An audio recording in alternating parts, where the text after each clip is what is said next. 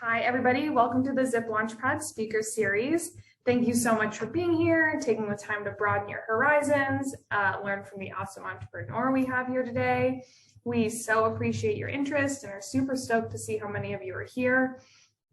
Before we dive in, I'm going to tell you a little bit about myself and the ZIP Launchpad. My name is Erica Snyder. I work for the ZIP Launchpad. I've been working here on and off for around 6 years. I also work full-time for a startup that launched out of the ZIP Launchpad called Shred Lights. So I'm a COO for a startup, and I also work part-time at the incubator right now. ZIP Launchpad is so wonderful. We are a full-service incubator, so we help students, staff, and faculty at SDSU 100% for free, no equity, no nothing, to take an idea like something, I came up with this in the shower yesterday, I don't know if it's a good idea. We help you go from that phase all the way to launching a business, taking your first couple dollars, selling your prototypes, and helping you go out into the real world and be your own boss after college. We have lots of resources, we have lots of money to support you, so we would love to see all of you who are here in the audience apply someday. Our spring application cycle will be opening next month, so if you have an idea or come up with one today, please consider applying. I run office hours twice a week to help students with their applications. If you have no idea what you're doing, I run office hours for that, or if you filled out your whole application and you want someone just to give you a little bit of feedback, I host office hours for that too. So please keep an eye out for that and apply if you're interested. So now let's get to the main event. I'd like to introduce you all to Cody Barbo. Cody is an SDSU alumni and a two-time startup founder. He's now the CEO of Trust and Will, which is an online estate planning tool helping families leave their legacy in a new and modern way. And I'm sure he has lots more to tell you about it later. We're super thrilled to have him here today to share his story. Cody, the floor is yours. Thank you so much for joining us. Thanks for having me. Okay, so I'm going to open this up with a kind of an unorthodox approach. So unless you're driving or like don't have clothes on at home, like I want everyone to turn their cameras on, turn your camera on. You don't have to unmute yourself, but everyone turn your cameras on, turn your cameras on. I want to see who is here, who is present. We'll just give it a second here. And I was at I just came back from one of the most life-changing 2-day summits of my life. Bill Gates, Eric Schmidt, Satya Nadella, Tyra Banks, Arianna Huffington, numerous billionaires and people from nonprofits, folks I'd never heard of, the Charity Water Foundation, that pledged 15%, like just some wonderful, wonderful speakers. And there's about 400 of us in the audience, and almost none of us had our phones out. It was very rare because I've been to tons of conferences and you're mostly on your phone and kind of paying attention. And even in the breakouts, the conversations during the sessions were so great. It was like a TEDx level or TED Talk level kind of quality production that when you were done with the session, you wanted to talk about it. And all the people that were attending were just incredibly successful and talented in their own unique ways. People that were athletes in the nonprofit space, in the education space, in tech, in finance, just truly an inspiring. Now, one of the guys that I met, there's a lot of executive coaches there. And these are not like an executive coach to like the small business down the street. These are like the coaches to coaches. These are the coaches of the most successful people that have ever walked the earth. And this guy, prompted during his talk, and also he was just coincidentally at a dinner table that we sat at. And it's kind of in line with the question I opened up with Erica, Ali, and Kathy. He's like, what's the best day of your life? Or what's the best thing that's ever happened to you? And it's not a question you get asked too often. So sometimes you have to think about it. And I was like, well, why do you open with that question? He goes, you ever remember what it feels like to think of your day? You have some days that are ones, some days that are tens, but the tens and the ones are less frequent, right? It's more in that middle, like the 4 to 7. It's like, yeah, most days are pretty good. Some days aren't the greatest, but they're not the worst. And he's like, think of a 10 days. Like, it doesn't have to be the best day of your life, but think of yourself as a 10. How are you feeling as a 10? How are you communicating as a 10? What were you doing as a 10? Like we've all had those days where you're just like, holy shit, everything's going perfect. Like if this could be the rest of my life on autopilot, like let's buckle up and just go for it. And it was a unique prompt because it's easy to not feel like a 10. The voice in the back of our heads, it's just always kind of beating us down no matter who we are, where we're at in our life and career. And there's things out of our control that can, obviously make you not feel like a 10. But you've had those moments where you do feel like at 10, even if it's not the whole day, if it's one specific moment, like when I hit that slot machine jackpot, I was like, I could die happy. Or like, there's just moments. Your sports team wins the championships, you could die happy. Like, this is really weird to say that, but it was a great prompt. And the reason why I wanted you all to come on, turn your cameras on, is to be present today. And the power of being present when you want to better yourself, you want to accomplish or achieve something, and not giving up on that dream. And that's usually another follow-up question I ask it in interviews. And I've tried to make it more of a habit in asking people in my network, you're like, what's your dream? Like, I don't know, where do you see yourself in 5 years? No, like, what is your dream? And what do you want to do? And the power of that, at least for me, has been to not give up when I'm trying to achieve something. And I've had failures along the way. I've had failures most of my life, as a lot of us do. But it's gotten me to a point in life and career where I'm really proud of where things are headed. And there's no guaranteed outcome that this business goes public or gets acquired. But I feel really good about these kind of principles that I'm using to kind of lead my life. So thank you for coming camera on. You can go camera off now if you want. But what we're going to do, who am I? I'm just the guy. I'm going to tell you a little bit about my story, my entrepreneurial journey, and of course, my current company, and hopefully have a few minutes at the end to answer some questions. But I hope you get some great takeaways, knowing that we all start from humble roots. And I hope that humbleness kind of persists through the rest of my life. And my only caveat is, I know we're recording. I have my mom and my daughter just pulled up. So there's probably going to be a 2.5-year-old running in here because I haven't seen her in a couple of days. So you'll get that little bundle of cuteness. So do I have screen sharing function? I think I do. Let me share my screen and we'll get started. Oh, no, host disabled. Who's got the power? Is it Erica?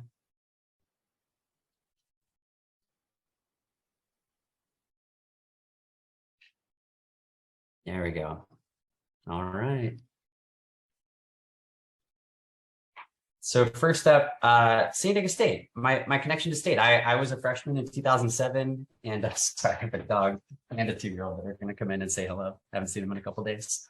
I've had this quote that I think it's a Navy SEAL quote actually, but it's this quote of get comfortable being uncomfortable. And I've just kind of forced myself into these opportunities to try and just break free from my shell. I'm not doing, my hair's not slicked back today, but this is more for the college students. If you know who the rapper G-Eazy is, I get stopped often, like I did in Oakland this past week, because I look like him. We're both like 6'4", 6'5". And I need to update this photo because my daughter's not like 8 months old. She's 2.5, and you'll see her in a second. But my dog Scooter, I'm married, and my wife and my family, we live here in Dallas, Texas now.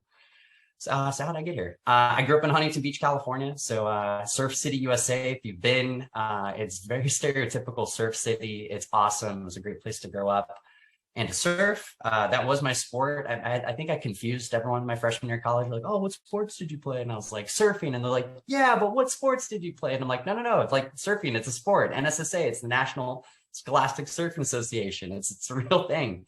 It was a really cool place to grow up, and a special place. But, you know, in this upbringing, I always had like kind of a passion for technology. And I was a self-described introvert. I had a smaller group of friends, despite being a little more action sports oriented. And in 2004, I got to go to a Clippers Mavericks game. And this is like before Mark Cuban had ever done Shark Tanks. Way back in the day, he had, sold the company to Yahoo. He was just kind of a crazy basketball owner who's known for getting in refs' faces and throwing chairs on the floor, on the court. And I knew who he was. And we got to go to the game early, and I asked my dad, I was like, hey, I'm gonna go talk to this guy. And he's like, who's that? And I was like, oh, it's the owner of the Mavericks. And he's like, why do you know that?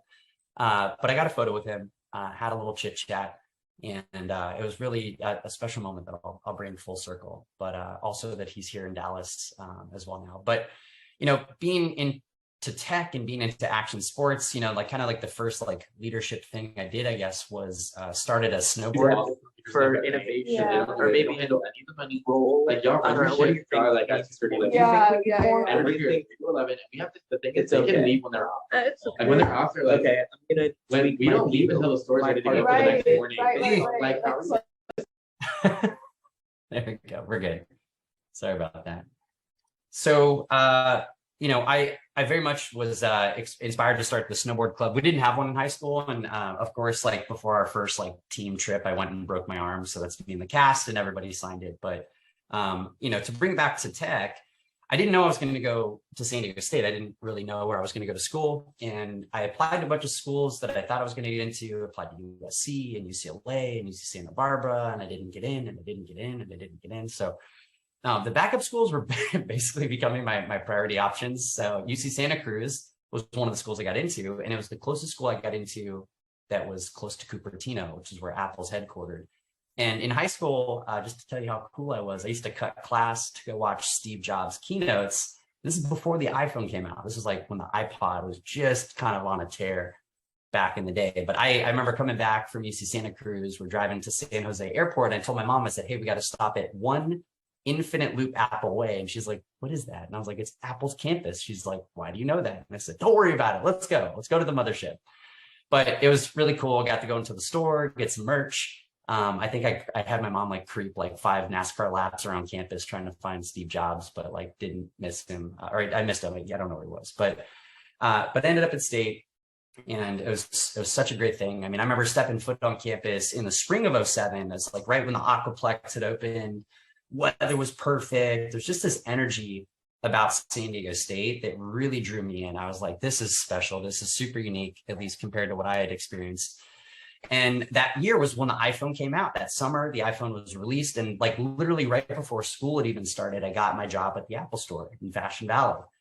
And this for me was a transitional moment, because this is how now I can officially draw back to my time as a student leader, and it's what I do today. Is every single day people would come into the Apple Store and they wouldn't touch the iPhone. Like they were afraid of it. They didn't know how to use it. They thought they would break it. That was the most common thing I heard, is like, I don't want to break it, so I don't want to hold it. And that was our instructions, literally from Steve Jobs and Johnny Ive. It was like, put the phone in people's hands, put it in the customer's hands.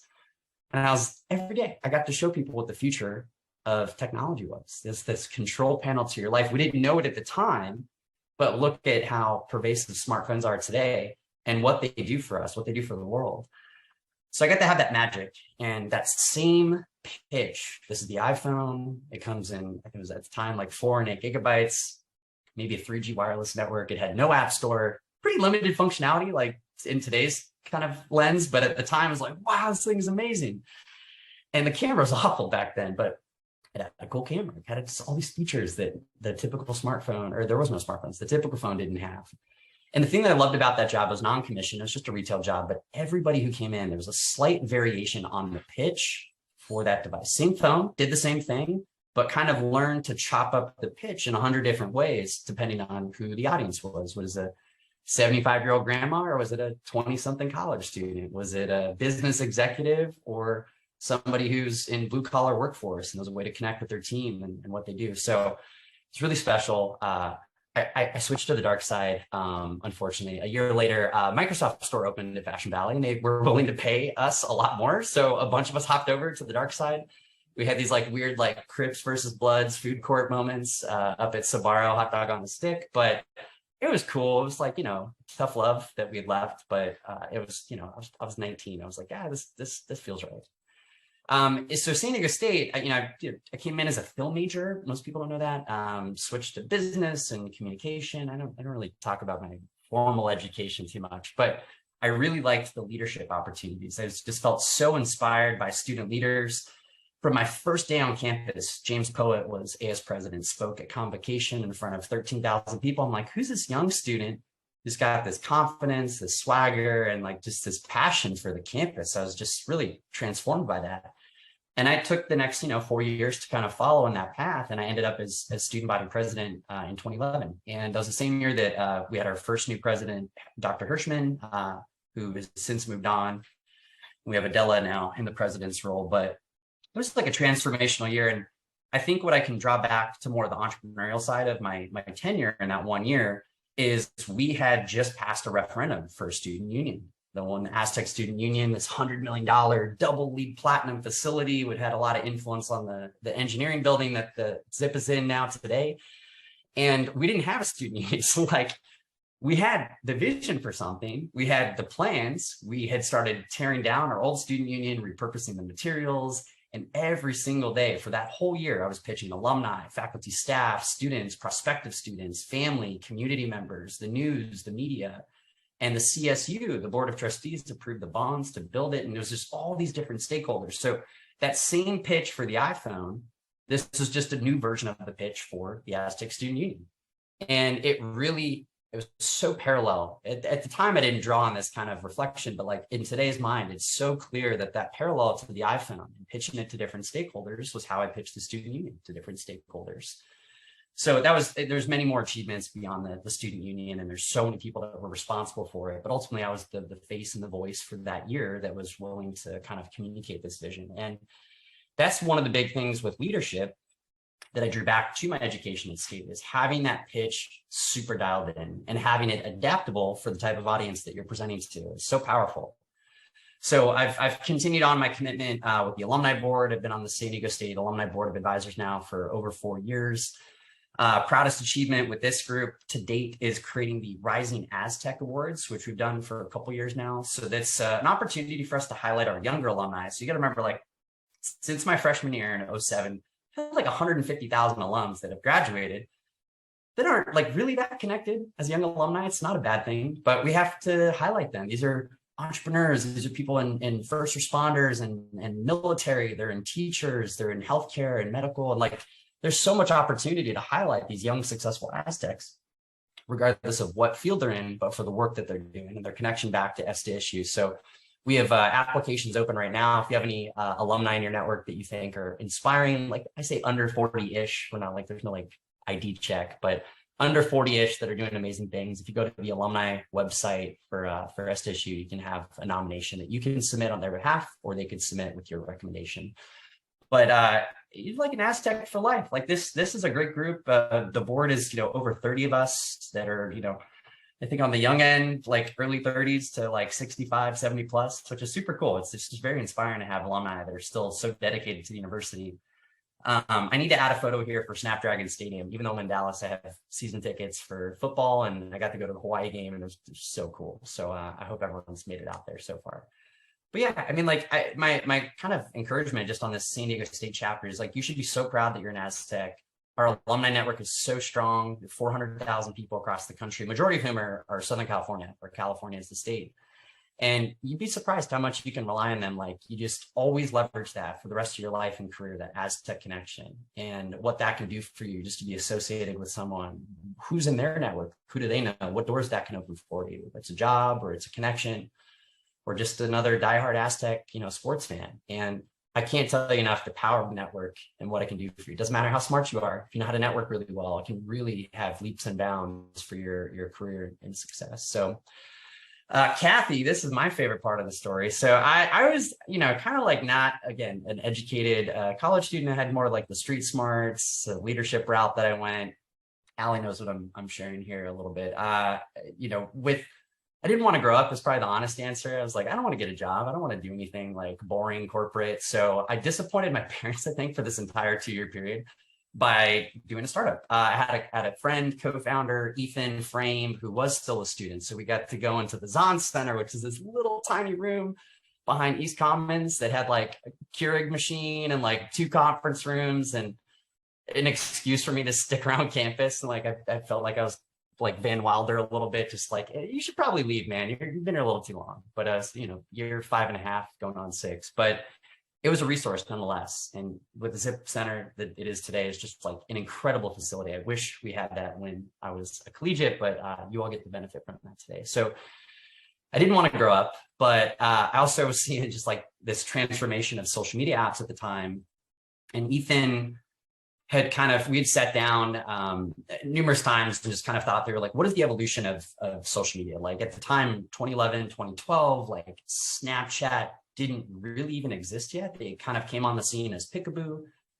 You had Instagram that had been out for a year or two, but it's just a pretty standard scrolling news feed, and you mostly just connected with your friends, not the way that we know it today.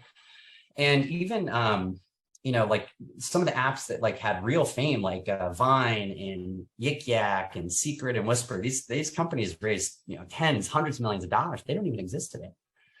So we weren't solving a problem. We saw this opportunity where we felt like location was actually the core function of social media. Like, where were you going to meet with people? Whether that was your home, friend's place, your favorite restaurant or bar, the park that you go with your friends or significant other, the music festival, the concert. We had these places that really matter to us in our lives. Why not create micro social networks around those places? So that micro social network could be completely private to you and your significant other, or if it's I was in a fraternity, so it's me and my fraternity brothers going to our favorite bar. We could share photos that didn't end up on Facebook, which was like open to our family and grandparents at the time. So it's like you could still be yourself in different contexts, right? And share content in different contexts. And we thought that was really compelling. So we did a lot of like the zips on principles, but we also were like kind of YOLOing it in San Diego. We should have moved up to the Bay Area. We should have just like knocked down doors on Sand Hill Road. We should have just been immersed in the probably LA kind of Silicon Beach tech scene. San Diego just didn't have this as a community yet, the way that it's so profound today. And Ethan and I, 21 and 22, we're going and pitching like a bunch of 50 and 60-year-old angel investors on the future of social media when most of them weren't even on any social network at the time. So we struck out on dozens of occasions with investment, but we built blueprints, we did the mock-ups for the app, and we did a lot of kind of the design thinking principles that Zip promotes today. We did like an early stage version of that. And we pulled in 2 engineers from the computer science program, still friends with them today. And we recruited a bunch of MBAs, which is like biggest mistake, regret. Nothing wrong with MBAs, but like we hired a bunch thinking like, oh, they're smart, they have credentials, and like they all just brought the same skill set to the table, which was opinions, not action. So don't do that. Hire really talented people that are hungry and driven. It's not that MBAs are not, but we hired too many. You can have a couple to start. So it didn't work out. So we spent like 2 years trying to get this thing off the ground, trying to raise money. I think I put like 30 or 40,000 of my life savings into it. It's like it didn't work, and that's okay. That's part of the entrepreneurial progress and journey, is kind of experiencing failure. But in that transition, when we finally decided like, okay, I think we're going to sunset it, throw in the towel. I didn't have any money, so I needed to work and get a job. And I worked in the service and hospitality industry. It took me a while. I was pounding the pavement, throwing resumes into Craigslist. And I was really frustrated. That it was like nothing I had done through student government, through my time at Apple or the Microsoft store, like it didn't translate to hospitality. So even though I got this great job at a great restaurant and I felt like really kind of inspired to have this career path, so much turnover was happening. If you've ever worked in a restaurant or a bar or, a hotel, even like you see people come and go all the time. And I was like, why would you do that? Like if it's a great culture, they pay you well, they take care of you, like, why would you move on so quickly? Or people got fired all the time because they didn't show up or they showed up drunk. Like that was crazy. But for the people that really cared about hospitality, I noticed this trend that they were starting to post on Instagram. That was becoming like their version of a LinkedIn. They were posting photos of their food or their cocktails, or like they're hyping up the opening of a new venue. And I was like, this community is great. Like why is there not a LinkedIn for hospitality?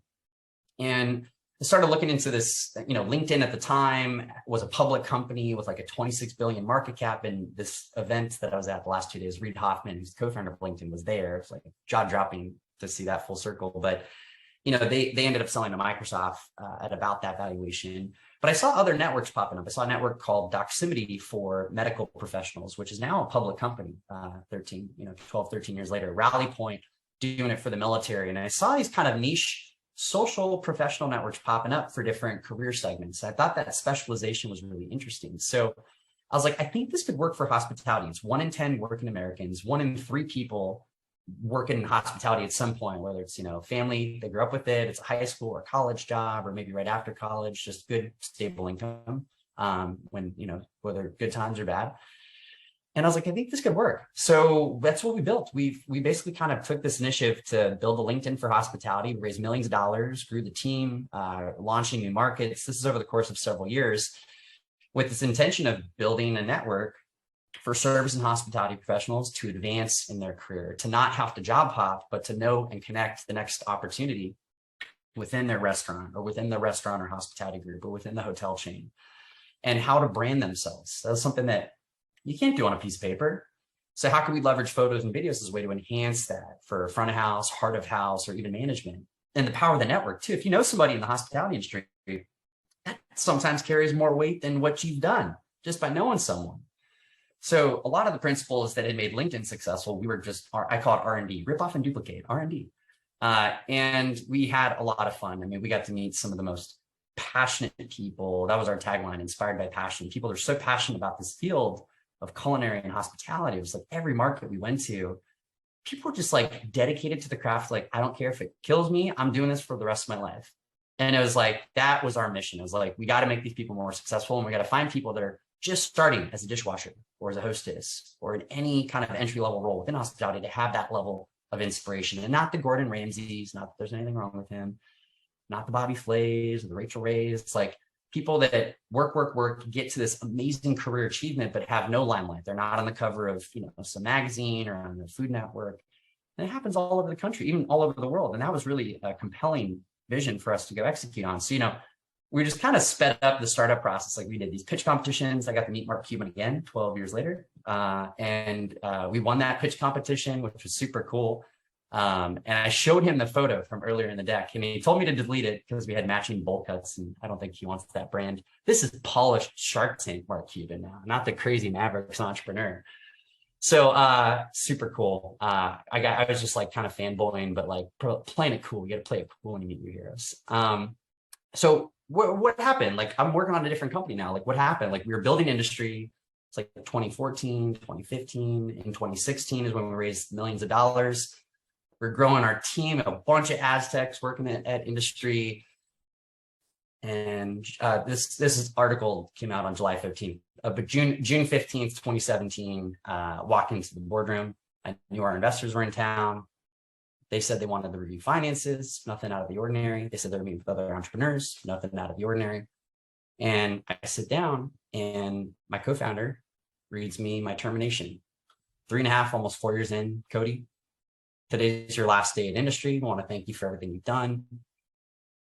Wish you well. There's a little more than that. But, like within 30 minutes, kind of like got the hint that there's really no opportunity for me to stay on. And it wasn't anything I did wrong. I can proudly say that today. And I think that they would as well. But, just sometimes if the business isn't going in the direction that the board wants it to. And remember, when you give up your equity, it's not like Shark Tank where you're just giving up equity. There's governance. You give up board seats, you give up power, you give up control. And that's something I hadn't really understood until something like this happened.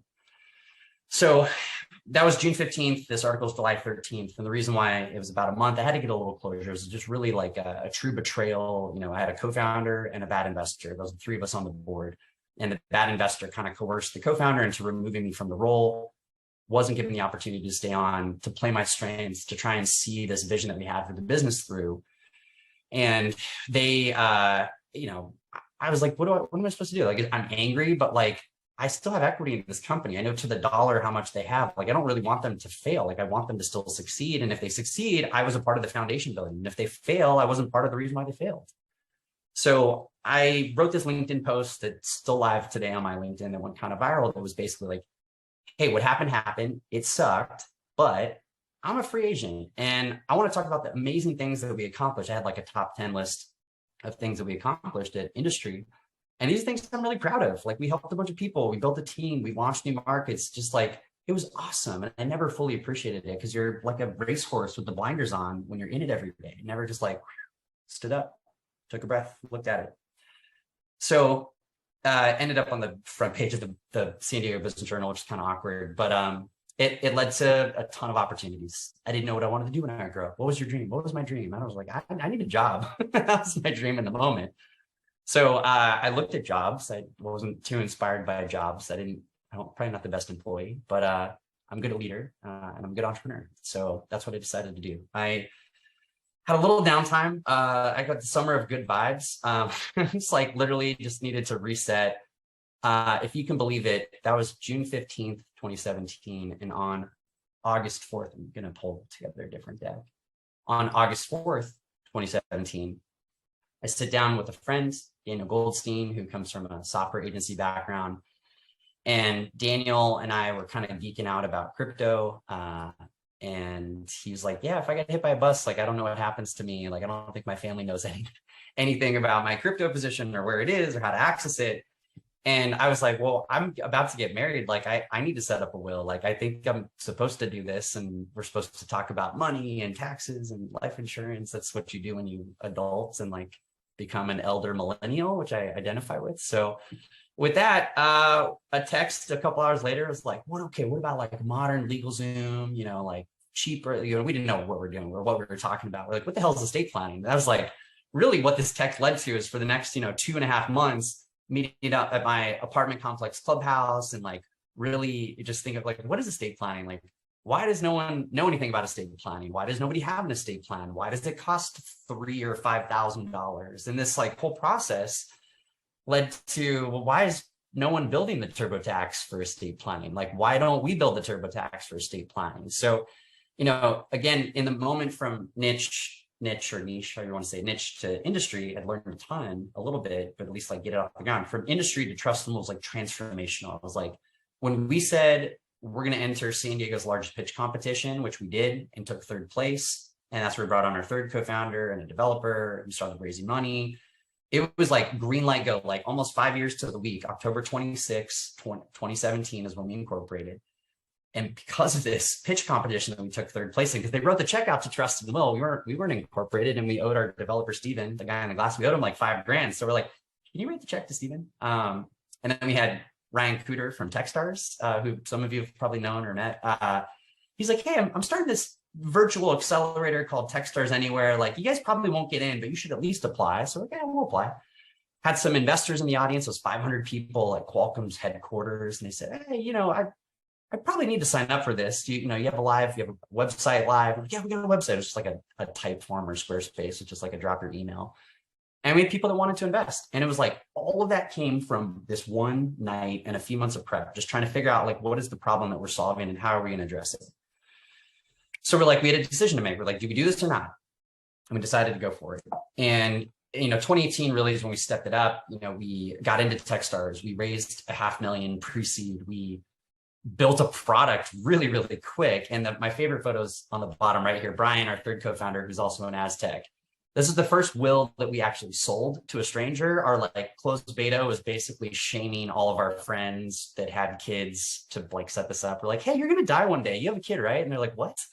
Yeah. So like when you die, like who looks after your kid? And like, how's your assets divided? And do you want to be buried or cremated? And it was like a very odd conversation to have with close friends, but they did it out of the love they had for their friendship with us. So perks of having a bunch of AZTECs. Daniel went to Baylor, so like our AZTEC friends are like just getting married and maybe having kid. Yeah, Allie's Baylor Bear. Baylor Bears are like by like late 20s on like kid number 3 or 4. Very very rooted in Texas. So it was kind of fun to have that dynamic between the two.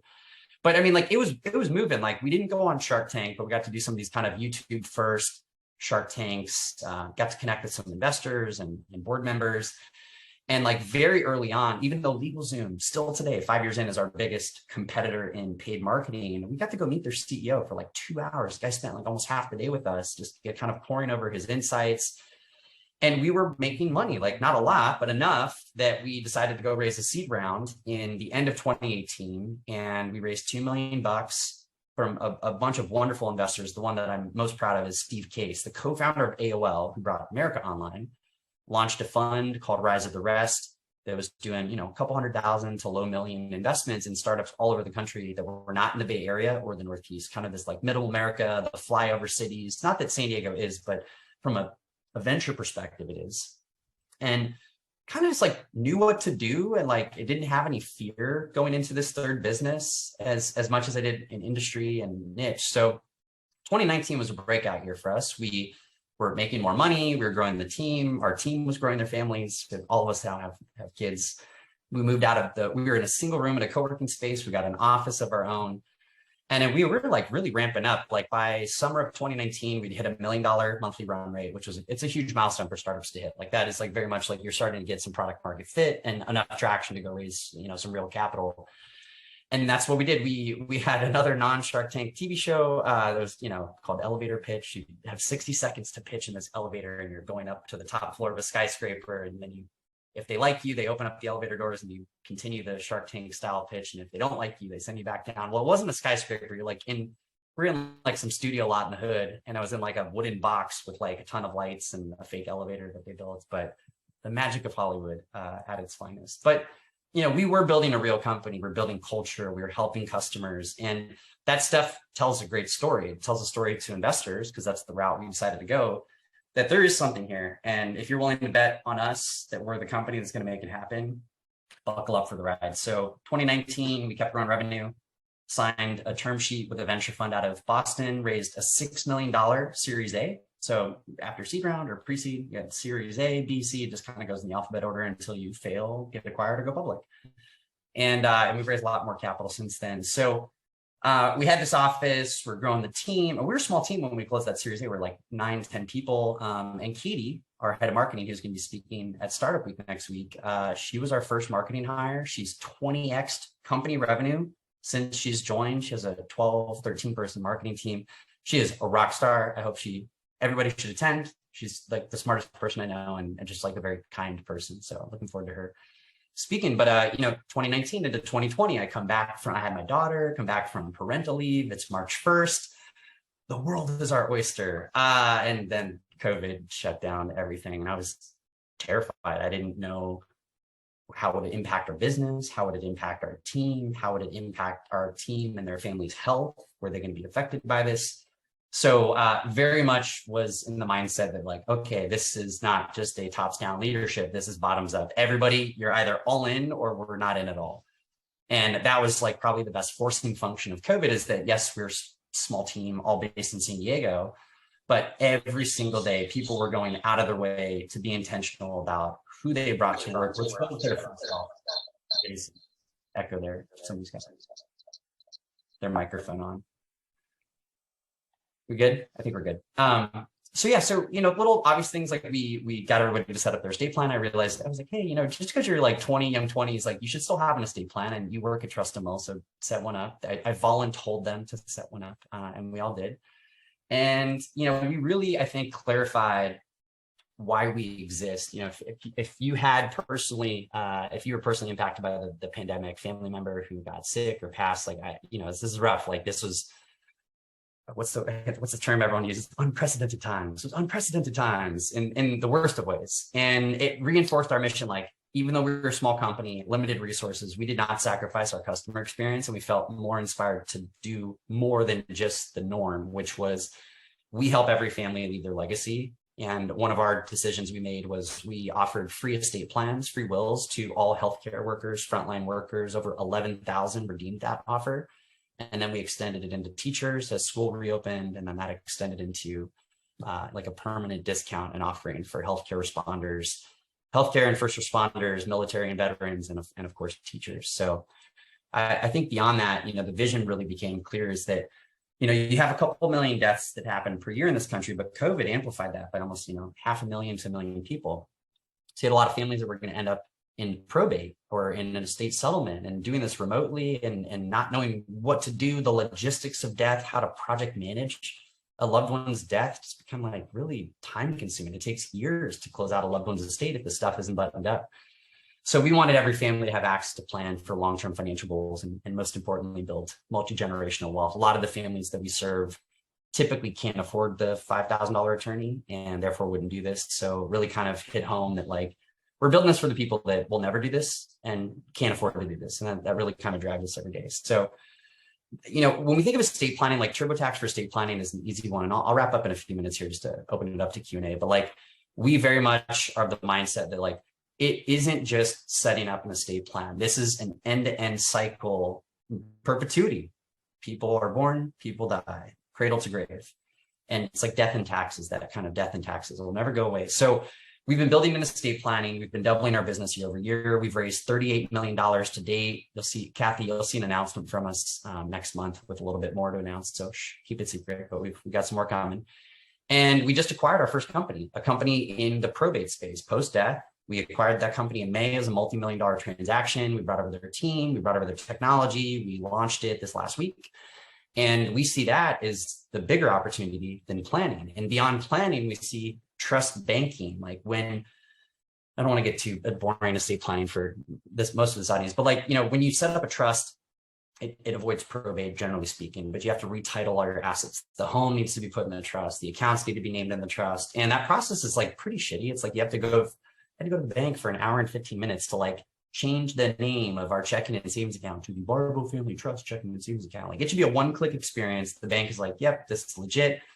But no, hour and 15 minutes in the branch, just a waste of time and money. So we're going to try and automate and digitize a lot of that for existing financial institutions in partnership with us. And what's left here? I'm rambling. What else is cool?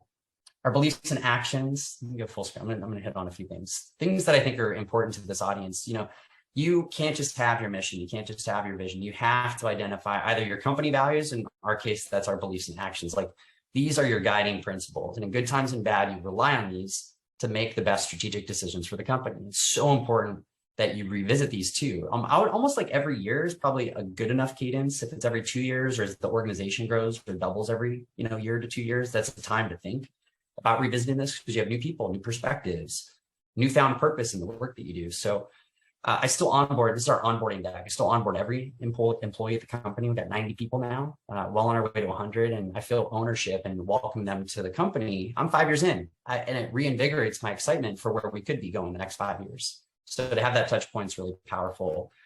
The last thing I want to hit on really quickly, and I'll zoom out, is, we are building a great company. We hope that we can take it public. But there's purpose beyond profits, and something that I believe heavily was influenced by my time at San Diego State and just seeing other companies that I've been inspired by. There's a lot of good you can do in business. And have you earned the right to do good? You can't get behind every cause, but have you earned the right to get behind certain causes? And that's what we've done locally with some organizations in San Diego, like Startup Week, as we're sponsoring it next week, or San Diego State. And can you do this with national organizations where there can be a prolific impact if the company does go public and we've made the founders pledge commitment, a binding pledge that a percentage of our equity goes to nonprofits or charities of our choice? These are decisions that you don't have to do. You don't have to make these. It's not required in business. You don't have to do any of this, but we feel it's the right thing to do. And my expectation for my team is that if they ever leave, there's no golden handcuffs to trust them, but if they ever leave and they go on to a new organization, that those organizations are either doing this or they're going to bring this to that organization. Or if they want to start a company, they're going to think about these things earlier on. And if we can do that well at Trust Them All, my hope is that it has a ripple effect with our team and others. So last thing I'll share, we're going through the B Corp evaluation phase right now. So I'm hopeful that by either end of year or Q1, we'll be a certified B Corp, one of 5,000 companies in the world to have that designation and be held to a very stringent set of ESG goals. And I hope that there's more to come from that. But yeah, I'll try and end here with like 9 minutes to spare, but thanks for the time. And I see there's some questions here too. All right, SDSU team, how should we do this? Should I go through chat first or open it up? I'll read the questions out loud as they come in. Thank you so much, Cody. That was fantastic. I have questions. That was just so wonderful. So great to hear about your journey. And thank you for sharing so many personal stories with us as well. Let's see. So it looks like we have a question in here. Do you deal with families who already lost someone, or do you take on clients with families who just want to take precautionary measures? Yeah, so most of our business has been on the planning side. So families typically start thinking about estate planning when they have kids. Like, kids is the number one trigger. Usually after that, purchase of a home. For most families, that's the largest asset you'll ever own. So protecting that asset. And unfortunate reality too is most people haven't done this their entire life. So about a third of our customers are 65 plus. They're coming to us because they have an aging parent. They're going to need to step in with medical or financial power of attorney to make decisions on their behalf. They might be going through a divorce or a health scare, some economic troubles, and they're just compelled to be selfless and do this for their family, not for themselves. I mean, if you're dead, you're dead. Sorry, I'm a little too friendly with my mortality talk, but like, you do this because it's a selfless act. You do this for your family. So because most families don't have this, we acquired this probate business. And probate's just the court's process for facilitating a transfer of wealth and assets. It can be super clean, or it can be the messiest experience of your life. And in fact, a lot of adult siblings have a strained relationship after parents pass, because you'd think if it's either communicated in writing or if it's an out-of-date estate plan, you divide everything equally. But that's usually not how it ends up. Somebody gets selfish or somebody feels entitled to something. It can lead to litigation. And sometimes it's not even like the house. It's like a family heirloom, like a bowling pin or like a jewelry piece, right? So, with all these families going through probate, about 3 million deaths per year, but about 1 million of those ish will end up in probate. the fees are ridiculous. This is like everyday families that are paying tens of thousands of dollars in fees. Takes a year and a half or longer to get this concluded. And that's way too long and way too expensive. So the same design first approach, the same high touch approach we took to estate planning, we rolled out with probates. So you go to trustandwill.com today, there's a probate offering.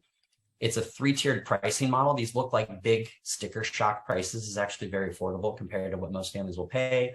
We have the affordable self-guided kind of DIY at $600, concierge at $1,750, which is a team-driven experience.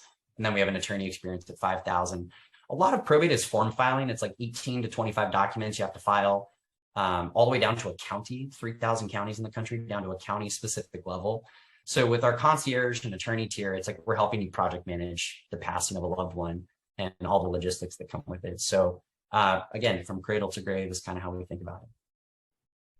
Great. All right, let's see. Would you say that resilience is a key factor to your success? Yeah, you got to kick fear in the face. You know, when I went through, I was very angry. That was if there's a word or an emotion, I felt angry or betrayed when I was removed from the last company because it didn't get to see my vision come to life. And I don't know, like for Trust and Will, you know, 5 years in, like I share this with, you know, somewhat confidence with this group, but like I carry that chip on my shoulder every day. Like I don't forget it. Like it's still very fresh. If I really want to lean into it, every time I take a sip of my water, my coaster is my old company's logo here, right? So that for me kind of reinforces, you know, to keep challenging myself, to grow, to learn, be a better leader, better listener, and be more empathetic. So. All right, we got some more questions. What is one key piece of advice you learned during your entrepreneurial journey? Oh, connect with everybody. That is an easy thing to say. It's a lot harder to do. I take advantage of like the natural social interactions that happen on a college campus. You meet everybody. There's 30,000 people on campus every day. Like meet as many people as you can.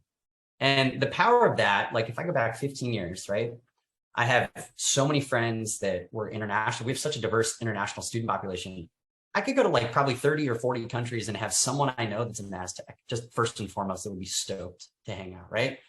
Second, I have people that went into every career field. So for me as an entrepreneur, no matter what type of business I'm building, I could probably lean into my network that I directly was in school with or kind of came through the SDSU Alumni Network to open up doors and leveraging that. And then, especially with the pandemic, I didn't go to a single conference up until this week, really. And, you know, I was trying to network with VCs and tier 1 banks and just did really thoughtful outreach on LinkedIn, a little bit on Twitter. I don't like cold emails as much, but, you know, mainly on LinkedIn. It's led to investments. It's led to partnerships. It's led to recruitment. Katie, who's going to speak next week at Startup Week at State, I saw her creeping on my LinkedIn in July of 2019. And we were looking to kind of make our first marketing hire. And she was like 10 years in at an agency. She'd worked at a venture-backed startup in marketing. Sent her a LinkedIn connection request. I was like, hey, what's your deal? Why are you creeping? And it led to a conversation and it led to her joining. And she's responsible for, you know, what next year will be a $12 million budget that'll hopefully drive a $25 to $30 million revenue business. And it's just that power of connecting and being intentional. Like always, if you're reaching out to somebody, have a reason for why you're reaching out. Or if somebody connects with you on LinkedIn, and this happens all the time, I'll always accept an SDSU connection if that's the connection that we have. I say, hey, always great connecting with an AZTEC. What inspired you to reach out? And I sometimes don't get a response. I'll delete you. Sorry. If I get a response and it's a good one, how can it be helpful? Or if I ever can connect the dots, like just make that offer and see where it goes. That's fantastic. Yeah, you are one of the most incredible connectors I've ever met. Like, you know, I just see you go out there, social butterfly, and getting business cards, giving out business cards. And you're always posting on LinkedIn and different social media sites, which also helps make those connections, which is posting. Yeah, like you kind of have to, like, especially on the entrepreneurial side, like perception is sometimes bigger than reality. And with industry, we did this well and very much so at Trust and Will. You'll notice if you go to our company page, you click on any employee, same cover photo, position at Trust and Will, same summary of the business. Because I want that perception is like, it doesn't matter if it's an intern to CEO or what level of tenure or experience, like you are the representation of the brand. And if you're seeing Trust and Will for the first time, that perception from me to intern should still be the same in terms of whether it inspires you to become a customer, a partner, an investor, et cetera. All right, we have time for one last question. Let's see.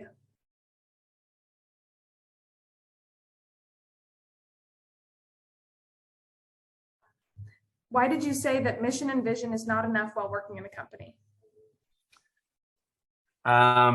We had a mission and vision at industry, and I think we had wrote down some values, but that clearly didn't come full circle when I was getting fired.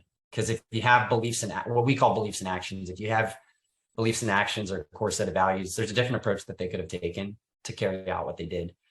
And I think with Trust and Will, the organization, I mean, like going from 5 people in one room our first year to 9 people in an office to 16 people in that same office right up until the pandemic, and then doubling the team each year from there. We have employees across 20 states, super different groups of people at the company, and making sure that the beliefs and actions align with who we're recruiting, but also who we already have is super powerful. So we really anchor in not just communicating those on a slide when we have you start at Trust and Will, but we have a shout outs channel on our Slack. And if anybody is embodying a beliefs in action, you shout them out. It gets tons of like emoji and GIF reactions. And then every Tuesday we meet as a company, 90 people, and we'll go and last typically 15 minutes or so, breakouts into groups of 4 or 5. We share what we're personally grateful for and who on the team we are professionally grateful for. And that we've done since day one. I have a board meeting next Friday. That's how I open up to board meetings, is with a little gratitude exercise. And we could all use a little more gratitude in this world. Awesome. Well, thank you so much, Cody. Thank you so much for giving us time out of your day when your daughter and you're seeing your daughter and your dog for the first time in a while. We're so lucky to have you as one of our partners at the Launchpad, and hopefully you'll get some LinkedIn connections coming your way. Yeah, that's my message. If you want to stay connected, shoot me a note on LinkedIn with some context that you attended the panel today, or drop me a follow on social. I really would love to help you if I can be helpful. And go AZTECs. All right. Thanks, everybody. Thank you.